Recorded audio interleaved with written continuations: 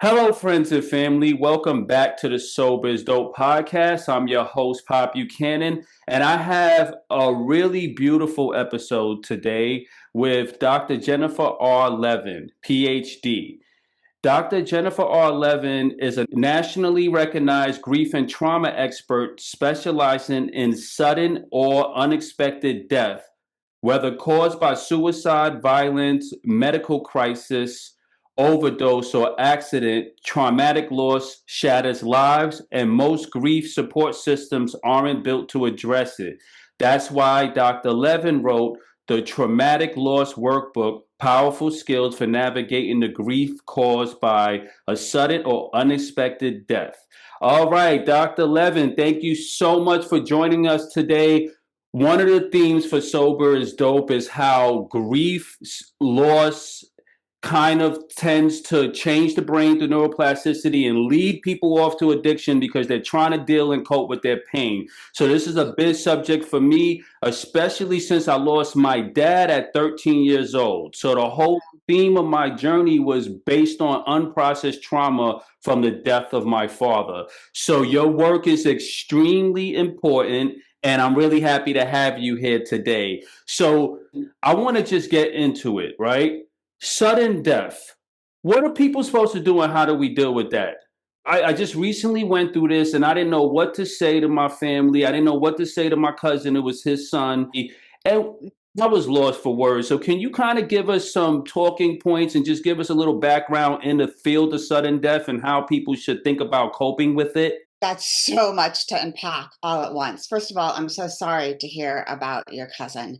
Mhm. Um, as a society, we are not very good when it comes to grief in general. When we've experienced the death of someone, we obviously, most of the time, just don't know what to say.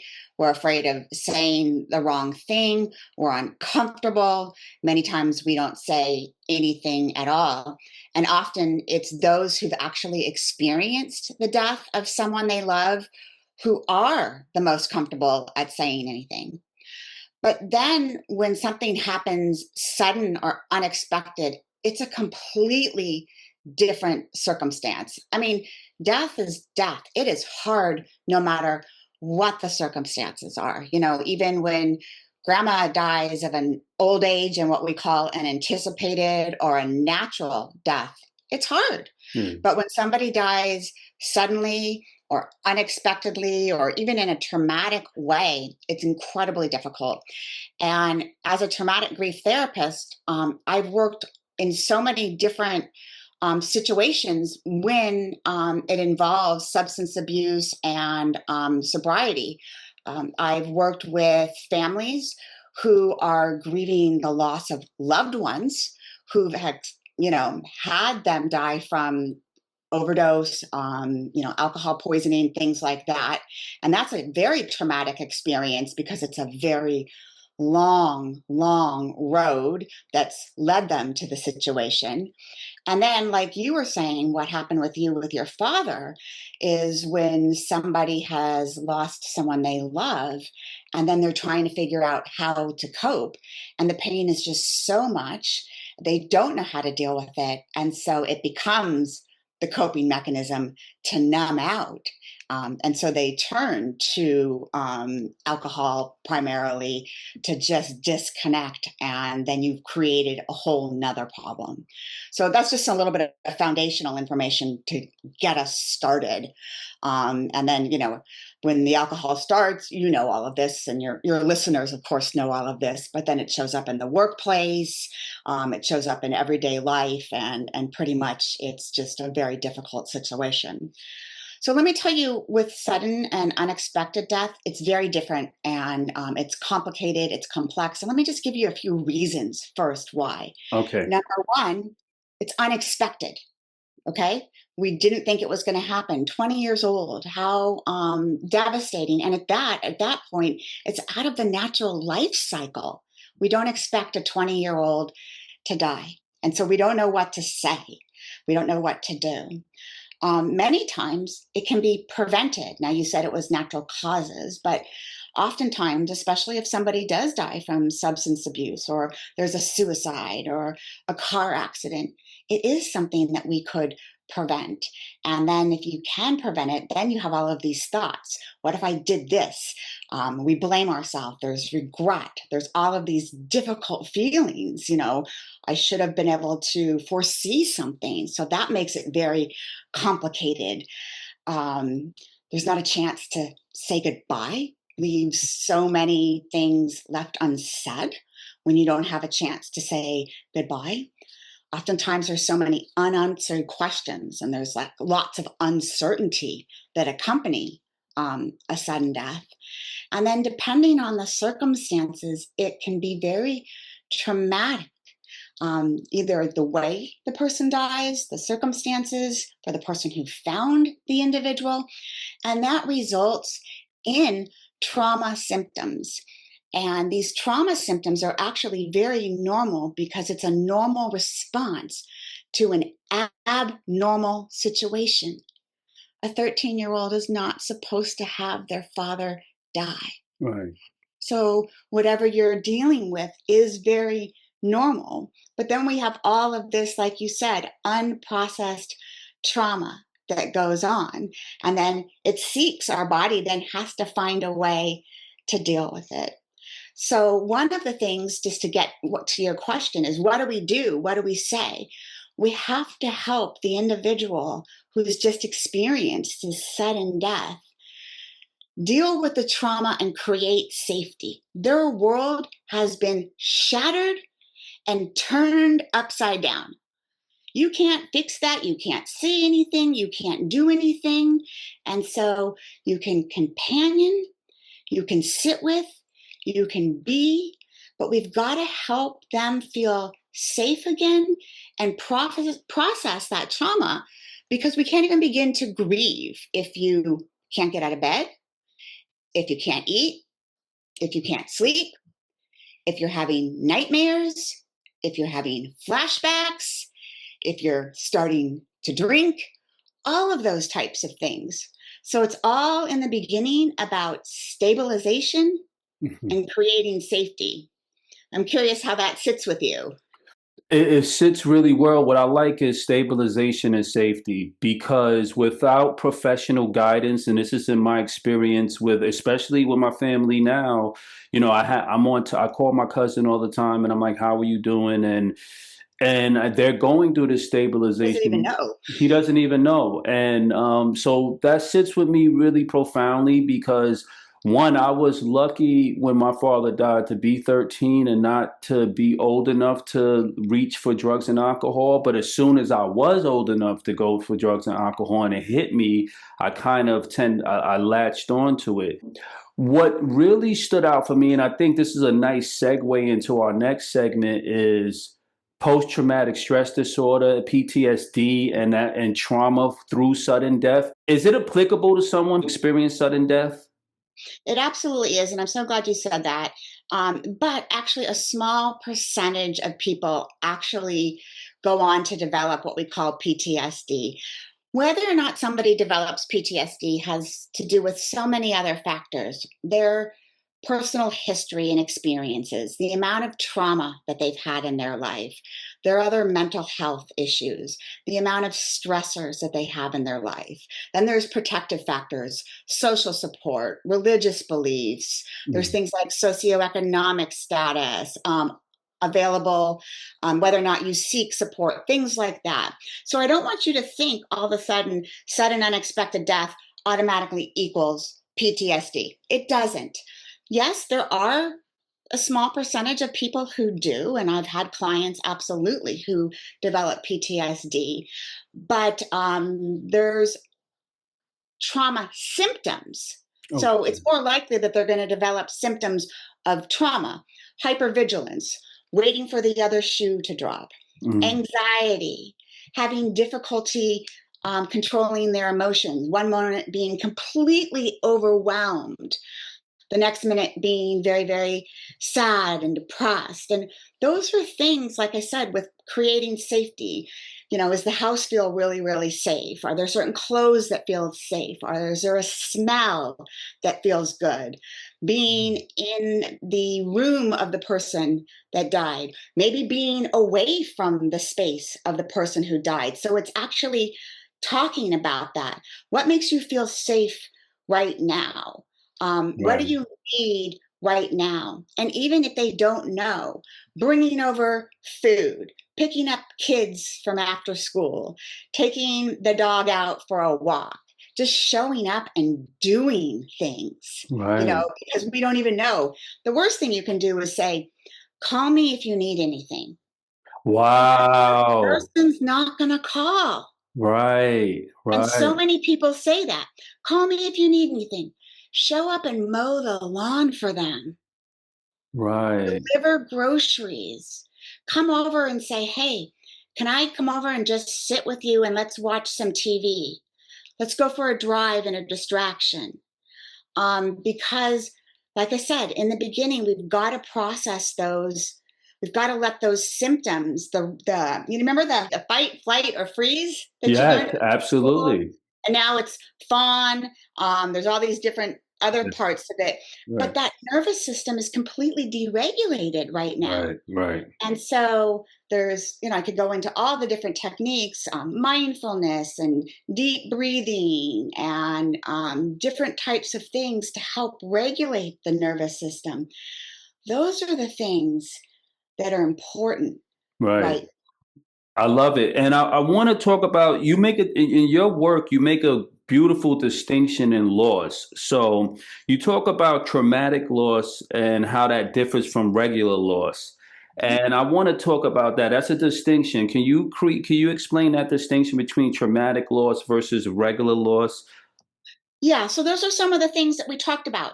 Could it have been prevented? Did the individual suffer? Like, if it's somebody who just goes to sleep naturally, we think, or that it was within the normal life expectancy of, a grandparent who was 85. That's a natural loss. Um, where a sudden loss is exactly like what you said happened to your nephew out of the life cycle, could Mhm. have been prevented. Traumatic, like a car accident. So those were some of the things that I just reviewed with you Right. a moment ago. So those are some of the distinctions. And I love that because when we talk about, so I had to study the brain through neuroplasticity Mhm. to understand how we get these mental health symptoms from Yep, depression, anxiety, yep, and stuff. yep, And there was a beautiful study, it was a beautiful idea behind loss and grief yep, and how people could experience. And when we think about grief, we only think about it in terms of death. But yep. it's people can experience grief-like symptoms through regular loss, like losing a job, going through a divorce, and things like that. So, Yeah, is well, there any overlap in your study between just loss from and grief in the general sense versus only death? yeah, absolutely. Well, think about sobriety. There's so many losses. You've given up alcohol. You've Right, given up a coping mechanism. right, That's a huge loss. That's a non-death loss. right. And then if you have to stop going to your favorite watering holes, or you have to stop hanging out with friends that you drink with, those are actual losses that you may have to grieve. If you are committed to sobriety, whether you've been sober for 5 days or 5 years, you have had to give up things. If you think about the definition of grief, okay, it's when something is taken away. Now, Mm, yes, in sobriety, you are volunteering to give those up, but you may not feel like you're volunteering in the mm, beginning, you right, know? right. You may, it's like, I have to do this or else, but you are grieving. You may be angry because grief shows up in so many different ways: irritability, anger, sad. It's not always sadness, depression, and crying. I've Mhm. had plenty of clients throw things, be angry, be irritable, be pissed off. And that's all part of grieving. And I know that shows up, when you are entering or throughout different phases of sobriety. So absolutely, there's death and non-death losses. And then when you combine them together, it's really hard. It is. It's real. Yeah. So there's another thing that when someone is experiencing on the first, they're very close to the death and loss, right? And you're trying to console them. I see a theme where people tend to try to get back to normality faster than the person that's grieving, so it becomes awkward. So what I'm trying to say is people tend to move on. Your friends, family, they'll move on faster than you and Very fast. assume that they could kind of come back and talk to you as if it's balloons and pies all over again, and a person may still be in that direct dark place they were from day one. So how is it an insensitivity thing? Is it our natural response to kind of move on? Can we talk about that weird gray area? Oh, it's not a gray area. It's Right, probably one of the hardest things for clients right, or people that I work with is to right. see everybody else move on and feel like their loved one is being forgotten. There we go. There we go. And so a couple things that you said. So um, sometimes we go back to work fast. Number one, we either need to for financial reasons. Number two, it's a distraction. It can be helpful to have a place where you can, quote unquote, be normal again. Remember when I said society doesn't know how to treat us when we're grieving? So people just kind of are like, oh, great to have you back, and acts like nothing's going on. And one of the things that I do, I have a business called Traumatic Grief Solutions, is I help educate the workplace. How do you work with your employees when they're grieving? What do you say to them? Do you pretend nothing's ever happened? Because we forget about it in the workplace. We don't acknowledge. We have over 25% of all employees grieving at one time. Wow, And amazing. workplaces aren't acknowledging it. And Wow, they aren't productive. They're not able to focus. They're not able to concentrate. There's U.S. businesses lose over $100 billion each year due to grief whoa. because we don't know what to do. But so, after somebody has died, we give the survivors all this attention 2 weeks, a month. Some people will maybe acknowledge it for 3 months, but you never heal after you've lost somebody that you truly love. And we need to remember it at every holiday, every birthday. I have in my calendar anniversaries, death anniversaries, important dates for all my clients. I send texts. I'm thinking about you. Today must be a hard day for you. Do you want to talk? It's so important to constantly acknowledge, they aren't always, because they feel like society, the workplace, family, and friends, they're tired of hearing about it. They feel like I'm always Debbie Downer. No one wants to hear about it anymore. So they put on this face for the outside world. And inside, they'll say something like, I'm always silently screaming on the Mm. inside. So we have to remember. I mean, can I ask you, what's Father's Day like for you at this point? Now it's very well, it's over 20 plus years. So now it's easy because I have this really bright spiritual idea and connection with my dad. I seen him in my dreams over the years. I was able to confirm in my own spirit that he may be okay. There may be an afterlife. I have these hopeful ideas based on dreams and just You have a continued bond with your dad a now. continued bond, and I understand him. I even had a funny dream where I found him in like a resort environment, and it seemed like it was in a nice place somewhere. And he was trying to like not ignore me, but he was trying to like ditch me. And the concierge lady was like, "Listen, your dad in this place, he's just having fun. It's not that he doesn't remember you here, but he's a whole different person here, and he's like on a date, and he like you're trying to like." it was so funny because he was living his life like he was younger. He had a girlfriend. He had a new car. He was doing his new job. He lived in this resort, which was like his dream. And he's trying to run out the back door. I'm trying to say, "Hey, I'm your son, and I'm here." And he's like, "Man, I'm going on this date." And he literally moved on, and he was happy. So I know that's far out for people, but those little ideas is what keeps me grounded. That I do believe, based on faith, science, and my own experiences, that there's a miracle that could be alluded to the afterlife. Like that whole idea is something that I like to romanticize with, and it keeps me grounded. So I do well, but that's 20 plus years, I was and going to say, but I bet it took a long time to get there. it took a long time, and it took a good 15 years of addiction and mental health and depression and anger and Yeah. sadness. But one thing I understood was that I have to address the trauma. I had to go sit Yes. with a grief or a bereavement counselor, even if it was 18 years later. It Yes. took, so I'm a big believer of people who do the work like you and people in the grief space unpacking grief, really giving it a name, giving your grief a name, understanding that this is a real thing, bringing your loved one back and saying, "Hey, maybe I haven't healed over this." Yeah. And Yeah. that's one of the reasons why I have long-term sobriety. I'm 12 and a half years sober because I did all of the work on day one, year one. I sat with a grief. That was part of my recovery plan.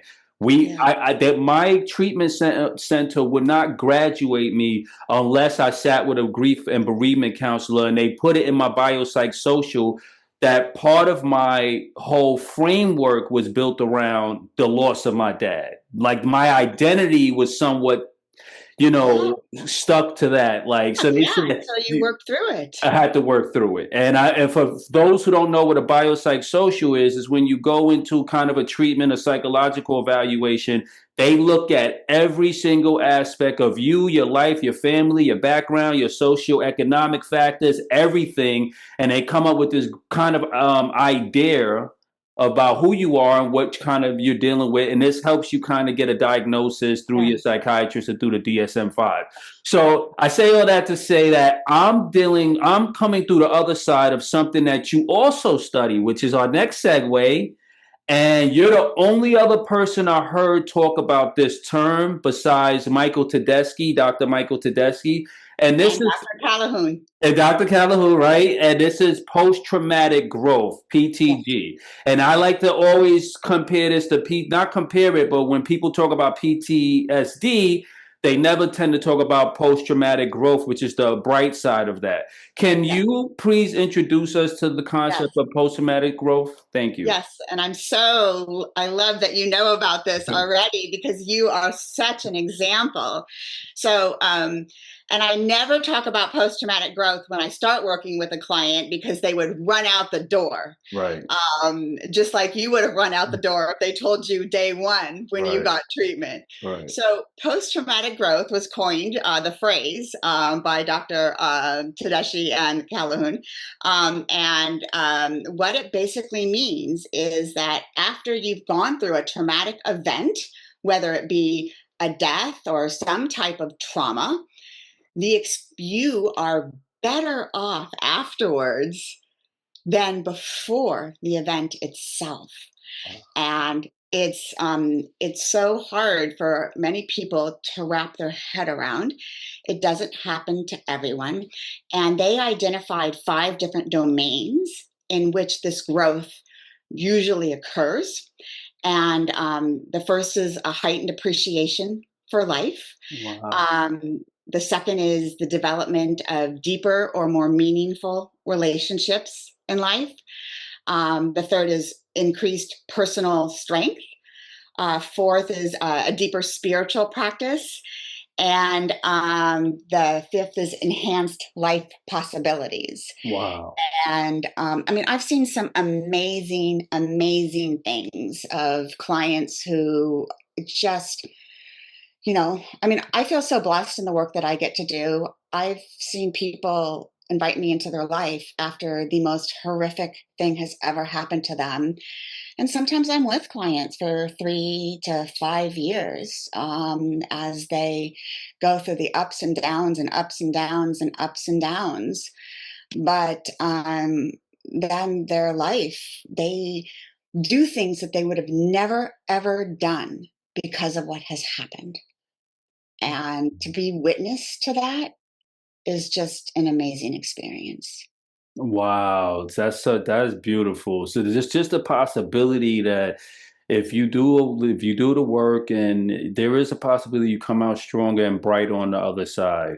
But you have And to be open to that. you You have have to to be have a mindset. right. You have to have a Yeah. mindset, and that's so beautiful. Dr. Levin, that brings me to my next question, which is really important because I want to give people some insights on where they could go to kind of help heal and learn more. So, the Traumatic Loss Workbook and the Traumatic Loss Companion course, both which cover post traumatic growth and are appropriate for individuals who have experienced loss of loved ones from addiction. Can you talk about your work with these the workbooks and how these companions can help someone Yeah. if they're looking Yeah. for healing? Yeah. So the Traumatic Loss Workbook, and the full name is the Traumatic Loss Workbook: Powerful Skills for Navigating Grief Caused by Sudden or Unexpected Death. And it's actually released tomorrow. It was Wow. published by New Harbinger. And so it comes out tomorrow. I'm very proud of this workbook. It's written in a what I believe is a very compassionate and supportive way, but it's one of the first type of resources contributed to the field that just addresses sudden and unexpected death or a traumatic loss. And it's both educational, and then it has a lot of exercises that clients can do. And it's really good for anybody. Doesn't matter if the loss was immediate or 10 years ago, because the beginning part is all about that safety, creating stabilization, working through the trauma. And then the ending part is about, it uses techniques from like narrative therapy, how to answer unanswered questions, how to find hope and create a meaningful future. And so if it's just happened and you've just experienced a loss, you are right in that creating safety and stabilization. But even if you're 5 or 10 years out, you still have bad grief days and difficult times. And so you can go back and review the beginning part. And if you're in the beginning part, then you wait till the end part. You wait till you have processed the trauma to get to the end part. And then on August 1st, I'm releasing the online companion course where I will be personally narrating and walking people through the materials, demonstrating the techniques, the mindfulness, the breathing, and there'll be brand new content as well that's not included in the workbook.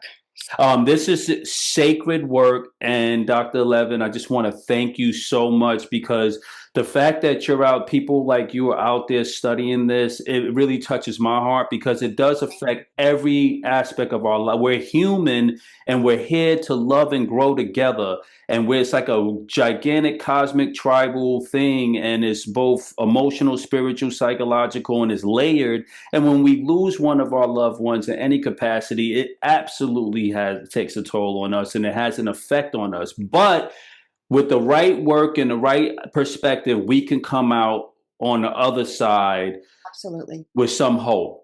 Can you tell our audience where they could find you, where they could find your book and your work? Thank you so Yep, much. absolutely. So you can I have two websites, but you can go to Traumatic Grief Solutions, www.traumatic grief solutions. That's where you can find support for businesses and HRs about the type of work I was telling you I do with grief and trauma in the workplace. And there's some free information there. And then under services, there's a link for psychotherapy, which takes you to the individual site. Both of those sites have free downloads and some tools. They've got newsletters that you can sign up for. And then, of course, there's a link for the book and the online course. So, Oh, wow, wow. And is that .com, .net? yep, .com. Yep. All So right. traumaticgriefsolutions.com. And then the other site for just the individual services is called Therapy Heals, HEALS.com. Friends and family, that's a wrap for our amazing episode with Dr. Jennifer Levin. We are so excited today. Remember, there's hope for you if you lose a loved one. There's hope for you if you lose a relationship. There's hope for you if you lose your dream job. If you're experiencing grief, loss, any form of loss, but specifically sudden death and sudden unexpected death, there is a way out. So don't close yourself off. Be open to healing and know that, like myself, you could come out on the other side with some good answers and some hope to live and fight another day while still celebrating your loved ones. Go in peace. Remember, alcohol and drugs is not the answer to your pain, grief, and trauma. There are better modalities. I love you all. I'll catch you on the other side. Thank you and God bless. Peace and love.